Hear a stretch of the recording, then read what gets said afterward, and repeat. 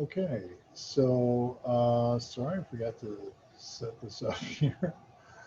What we're doing here is we're taking a look at, this would be the equivalent of AP Dual Credit Psychology Unit 4, Lecture 9, or this would wrap up Unit 1 for on-level psychology in Lecture 7. This is motivation, looking at hunger. We're going to take a look at hunger. We're also going to take a look at intrinsic motivation versus extrinsic motivation, including your locus of control. And then finally, we're going to look at industrial organizational psychology, known as IO psychology, and sort of an application of motivation and studying of motivation, etc. So with that, let's take a look at the question of why do we eat. Obviously, the reason we eat is hunger, but there's a lot of other reasons besides just hunger.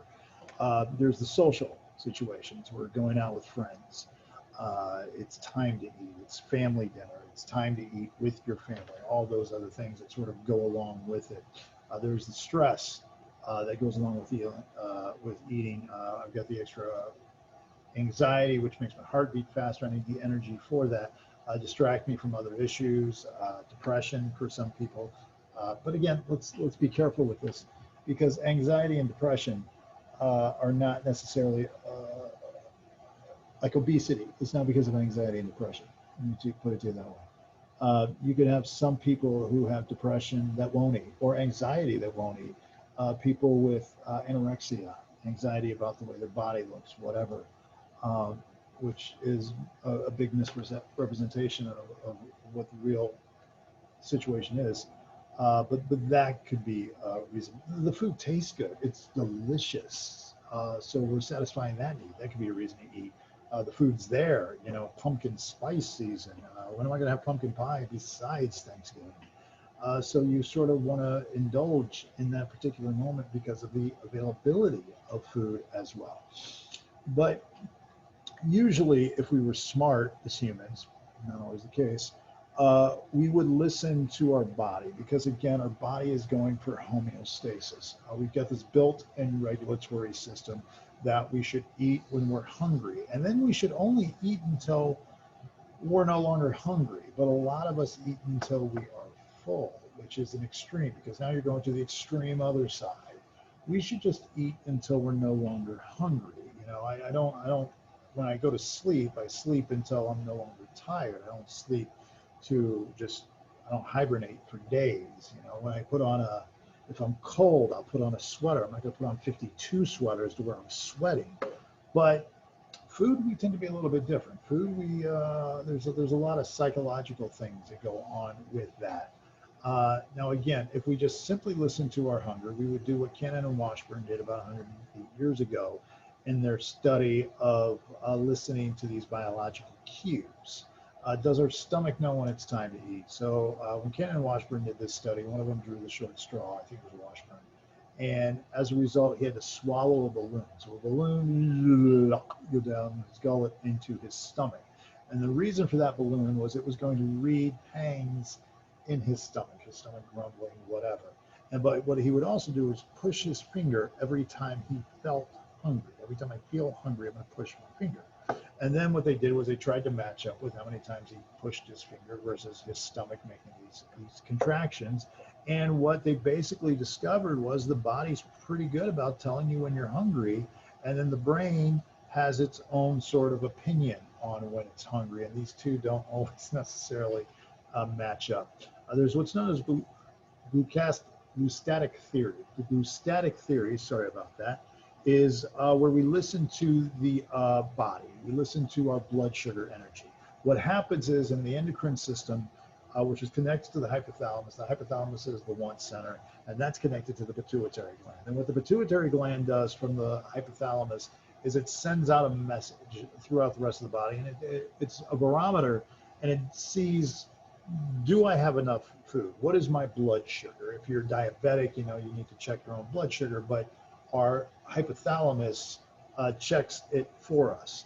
And so it's a hormone, and it goes around, this leptin goes around, and it measures the blood sugar in our body. And if we are hungry, it goes back up to the hypothalamus and it says, go get some food. And if we're full, it does not give the message to go get food. So we sort of listen to that. So this leptin hormone goes around and it has that sort of inventory that it's taking. Now, here's the problem. It's a hormone. And being a hormone, it goes through our body. If it's a neurotransmitter, which is sent, you know, if I grab this pen with my fingers, that I can feel it in a fraction of a second. My brain knows that I'm feeling it. Then I tell my fingers, take the cap off, put the cap back on. It doesn't take that long to do it. You know, I missed it the first time. That takes a second. But a hormone to go through my body and take inventory of my body, it takes a little bit of time to do because it's got to go through the entire bloodstream, come up with that number. Also, the trick is when our stomach becomes full, then I tell my hypothalamus that it's full, that it's got to go, it takes a while to get up there. So the communication is not always the greatest between the two. So when we look at the physiology of hunger, my desire to eat usually goes higher when my blood sugar level is down. And then as my blood sugar level comes back up, my desire for hunger comes back down. And most normal weight individuals tend to be a little bit more hungry around breakfast, lunch, and dinner because we sort of build a normal eating style. We build this circadian rhythm in ourselves, this biological clock that we tend to get hungry at the same time every day if we have a consistent eating schedule, and our metabolism knows how to work with that as well. So within the hypothalamus, which is the want center of the brain, there's two parts. There's the lateral hypothalamus, there's a ventromedial hypothalamus. The lateral hypothalamus produces hunger signals. When I am hungry, it will produce signals to, in fact, feed me. So if it's stimulated in a rat's just going to eat. Now, if I take away the lateral hypothalamus, like this guy right here, and had his little lateral hypothalamus taken away, he never eats because he never tells himself that he's hungry. Now, again, the lateral hypothalamus is more active in cold temperatures because when it's cold, I need to put on more weight, traditionally, caveman days. Today, we put on a sweater. But we tend to eat a little bit more, and we want carbs a little bit more when it's cold outside. We want the thicker soup. We want the thicker sandwich. We want the comfort food, the macaroni. You know, that's stuff that we tend to want in cold temperatures because it's a natural response to want to put on weight. The ventromedial hypothalamus, on the other hand, this tells us to, in fact, stop eating. Many diet pills focus on achieving that they need to stop eating. If it's removed, like it was in this guy, and this guy right here, his poor little paws right there, these rats don't know when to stop eating because their ventromedial hypothalamus has been removed. So that is the message to our brain to stop eating. Now, again, this leptin hormone that goes through our body to do it, it takes a while for the message to get there. For example, when we're full, when our stomach is full and we've had enough to eat, it takes about 20 minutes for that message to get from our stomach up to our brain. And a lot of times in that 20 minutes, we're just continuing to eat and shove food in our gullet and everything else. So by the time we tell ourselves, that's it, you're full, I go, okay, well, that's it, I'll put it down. And then suddenly 20 minutes later, we're like, oh, my stomach, because that's catching up with us now. So we gotta sort of just don't eat until you're full, eat until you're no longer hungry, and that's probably gonna get you to full anyways. And then the thing with our body is our body sort of knows when to stop eating because our body has what's called a set point. And a set point is where you have had, that's where your body's comfortable at. And we all have different set points. And this is where it gets tricky because we all like to look at our BMI, and the BMI, the body mass index, is just taking your height and dividing it by your weight or vice versa. And it gives you a number. But the problem is we don't all have the same body types. You take me, for example, I'm a bigger dude. And I'm a bigger guy. My frame is bigger. You know, I think you measure the frame by measuring around the wrist. And I have a bigger frame. So my weight's going to be a little bit higher. My set point's going to be a little bit higher than other people. Your set point is just basically where you feel healthy at. And as you get older, your set point tends to rise. When I was in high school, I was 5'11", 6 foot, and my set point was about 165. That's about my normal weight. Then as I got into college, it went up to about 175. In my 20s, it was about 185. Today, it's about 210, 215. Currently, I weigh about 205. Reason is because I've been on a diet program and an exercise program or whatever, and I'm manipulating. And right now, I'm manipulating my set point, which is going down a little bit. Now, the trick is once I stop doing that, once I stop reducing my caloric intake, once I stop exercising and everything, my body is going to go right back to where it was. Now, if you take me at the beginning of the summer, when I was, because of COVID and teaching at home, and I was just sitting in front of a screen all day, and I was just teaching and working on PowerPoints or whatever, my weight went up because my activity level was lower. And then I was just sitting around and not getting a lot of exercise, so my weight went up. But then when I just went back to normal and I stopped sitting around my computer, it went back to my set point, which is about 210, 215.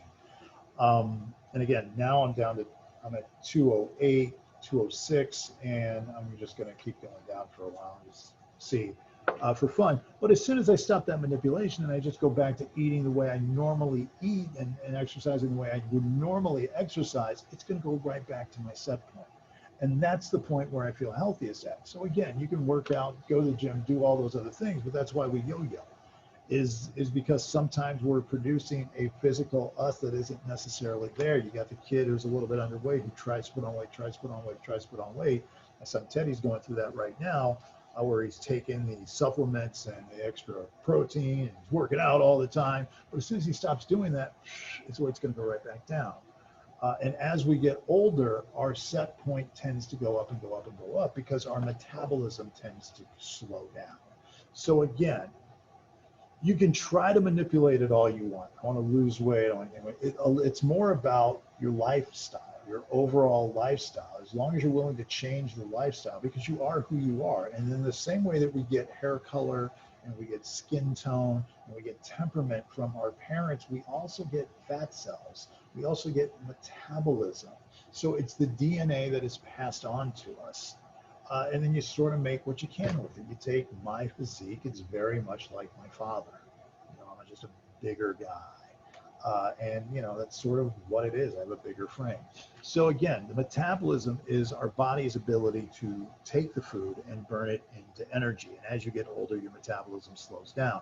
Now, if you're somebody who skips breakfast every day, you don't eat breakfast, your metabolism doesn't start kicking until lunch and dinner, and it's a shorter metabolism.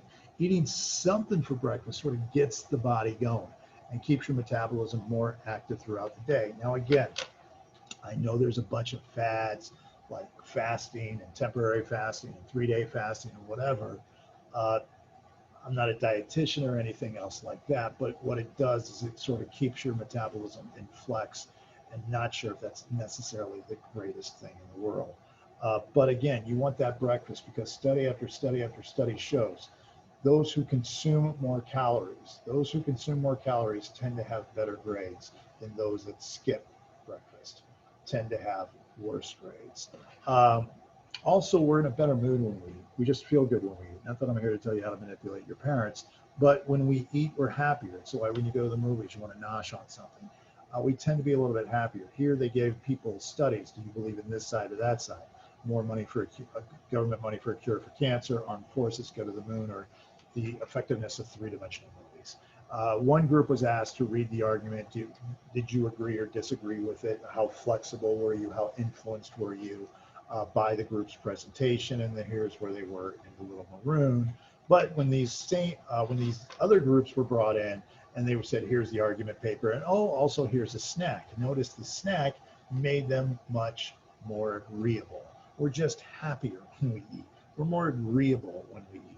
And there's a lot of influences on how and when we eat. Cultural influences, ethnic differences, the fact that Asians have a diet that tends to be a little bit more protein, more a little bit rice, it burns a little bit faster. American, it tends to be more about fill you up, and red meats and everything else like that. Family differences. You have an athletic family, they're probably going to give you a different diet than somebody who has a more sedentary, obese family is. So culturally, that's going to be passed on to you. Others are eating. It's time to eat. Even though you're not hungry, it's time to eat. You see other people eating. I have to eat now. Unit bias, the size of the portion. Europeans offer smaller portions. Americans supersize it. Again and again, when I get foreign exchange students, they're constantly talking about how big the American portions are compared to European portions. Or if you go to like a really, really fancy restaurant, like a really expensive restaurant, the portion sizes are a lot smaller, but it's more about the experience. ingredients and everything else. The variety of food. When we go to a buffet, we want to pile it up. When am I ever going to be here and get these particular things again? Food availability. The fact that, you know, if you've got more kids in your family, you got 4, 5, 6 brothers and sisters, and there's one piece of cake left, you're going to eat that piece of cake or else somebody else is. So again, all of these are things that sort of impact what we eat, how much we eat, availability of food, etc. Psychosocial factors, media expectation. The average American woman is 5'4" and weighs 140 pounds. The average American model is 5'11", 117. You see the problem here? They're freaks. They're genetic freaks. And my wife watches America's Top Model all the time, which is a very, very dysfunctional show. But this contributes to eating disorders, binge eating with bulimia, not eating enough with anorexia. And the thing about anorexia is it's happening at a younger and younger and younger age, because now what's happening is these kids are introduced to Nickelodeon and they're introduced to the Disney Channel, and they see these perfect little kids with their perfect little bodies and their perfect little faces. And they're like, I don't look like that. My friends don't look like that. And we'll talk about this when we get to disorders and therapy, that one of the biggest problems with anorexia and bulimia is that they're happening at younger ages than ever before. Again, if you want to take a look here, we'll get to this more when we talk about in Unit 8, anorexia versus bulimia. Anorexia is not eating, whereas bulimia is binging, and then sort of the purge that comes with it and the throwing up, and they're both bad. Anorexia because you're not getting any nutrition, bulimia because you're getting food down in your stomach, but then you're purging it up, which just makes your stomach want the food more because you're sort of teasing it. It's like a Diet Coke. You know, you're promising, it's a sweet taste and you're promising yourself sugar, but you never deliver the sugar. So now you have more of a desire for that sugar than you had before. And some readings here, if you want to take a look at body dysmorphic disorder, where you have sort of a negative image about yourself because of who you're comparing yourself to. Binge eating, where I can't control other things, let me try to control this. Anorexia, which is just a lack of eating because you focus on the most negative part about you. And we all do that. We all look in the mirror and go, oh my God, my nose, and nobody else notices it. Or bulimia, which again is the binging and the purging, which again, you get that acidic stuff in your stomach and you bring it up and it goes through your throat and everything else. It's extra bad. So some other things there if you want to take a look at it. Now, when it comes to obesity, there's growing evidence that weight is controlled by biological factors. It's what you get from your parents. You get a certain set of DNA in the same way that I got eye color, hair color, whatnot. I also got my set point in my DNA. But what we're also noticing is Americans are becoming more obese and more overweight. 30% of people are obese, which is above the ideal body weight. 20% of people, what's the percentage of Americans that are obese? I forget what the percentage is, but obese is 30% or more above ideal body weight. Overweight is 20% or more above ideal body weight. But again, the ideal body weight is even tricky because what is your body frame? You know, there's this ideal body weight might be different for you than it is for me, or whatever else the case may be. Now, again, the healthiest way to eat is in small portions throughout the day. You eat when you're hungry, and then when you're no longer hungry, you stop eating. But again, we tend not to do that in America, because in America, we tend to be locked into external cues. There's a dollar menu. It's always available. These external cues keep us eating. We don't listen to the internal cues of hunger, but the external cues. And again, people who are obese tend to struggle with that a little bit more. A couple of studies were done on this, where people were asked to rate different types of crackers. And one set of groups that were brought in that didn't have any food beforehand, and what they noticed is the normal weight people tended to eat more crackers because they were hungry, whereas the obese people ate the crackers that were there and available, which was more. But then when they gave them like a roast beef sandwich ahead of time so that they were no longer hungry, they noticed the normal weight people ate fewer crackers because they were already full from the roast beef sandwiches, but the overweight people ate more because of food being available. There's a similar study with almonds, that whether they were shelled or not shelled, obese people would only eat the almonds if they were already shelled, whereas normal people ate the same amount whether they were shelled or not because they ate them based on hunger. So again, external cues are a big deal. Somebody who struggles with their weight, one of the first things that a dietitian will do is they'll come in and basically clear out your house.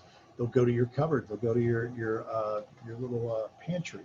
and they'll clear out the food, because a lot of times if food is there and food is available, we know it's available and we're going to eat it because it's there. You don't bring ice cream into the house, you're less likely to eat the ice cream.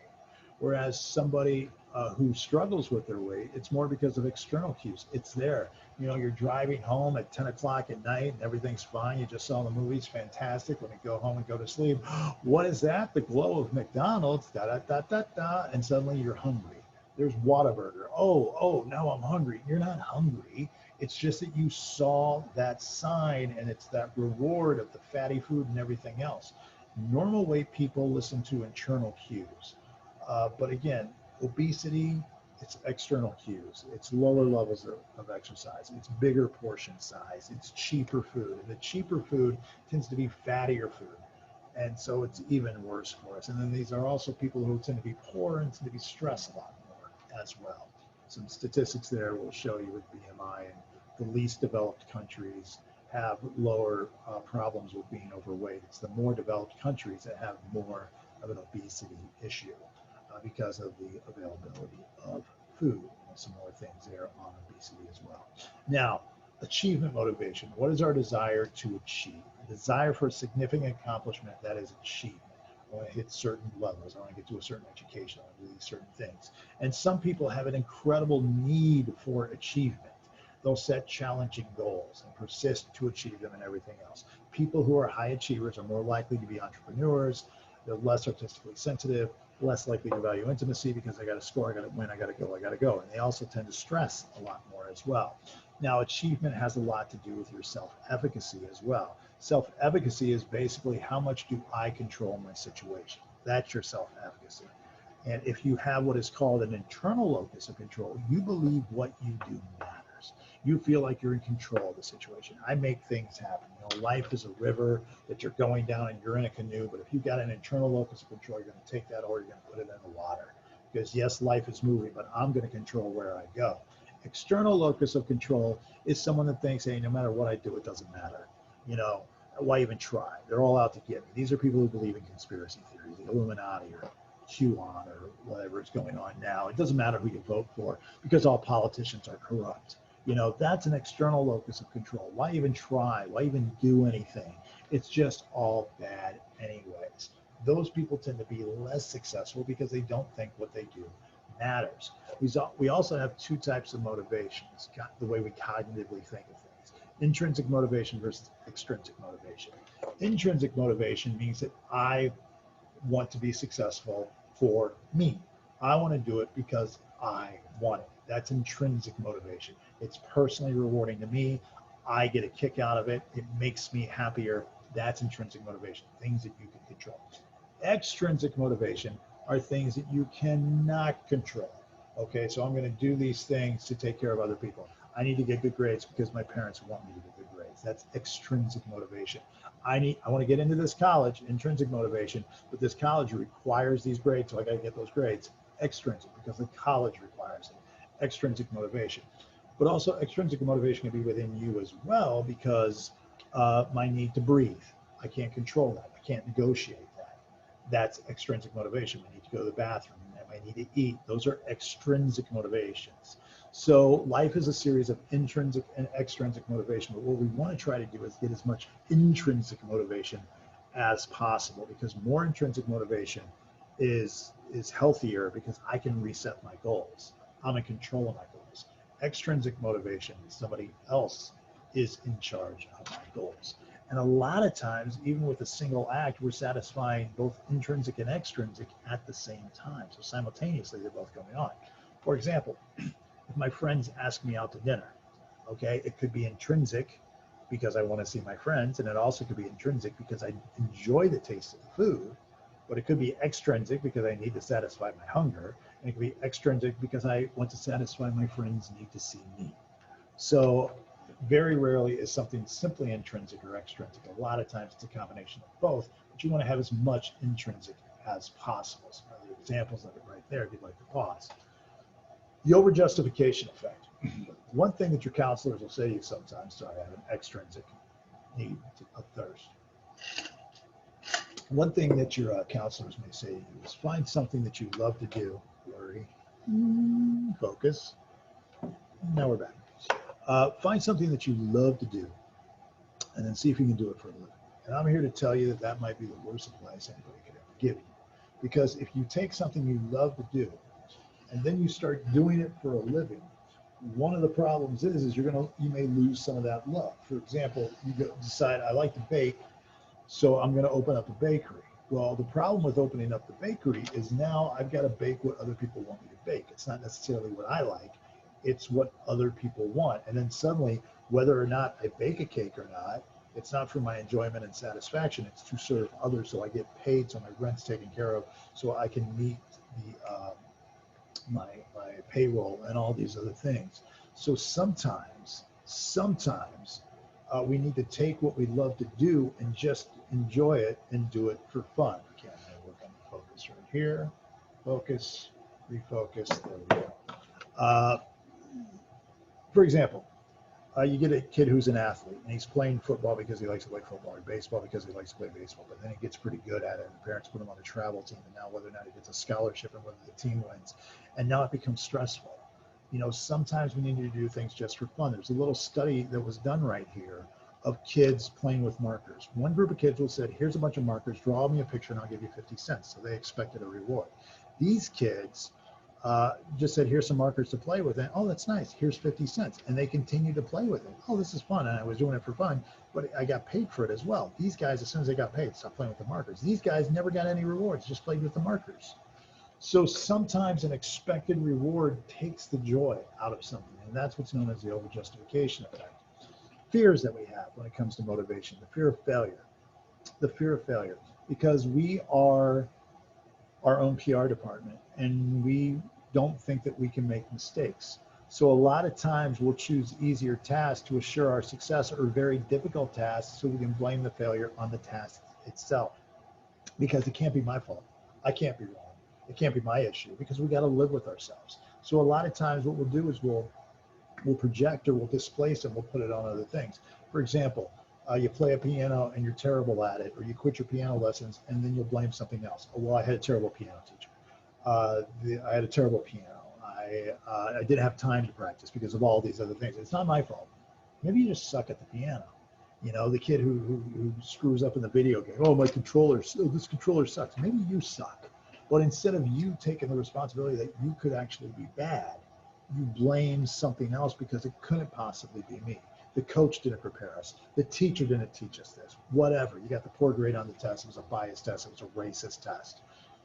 It was a math test. How can it be racist? You know, but you'll come up with some reason so that it's not you, because it couldn't possibly be my fault. That's fear of failure.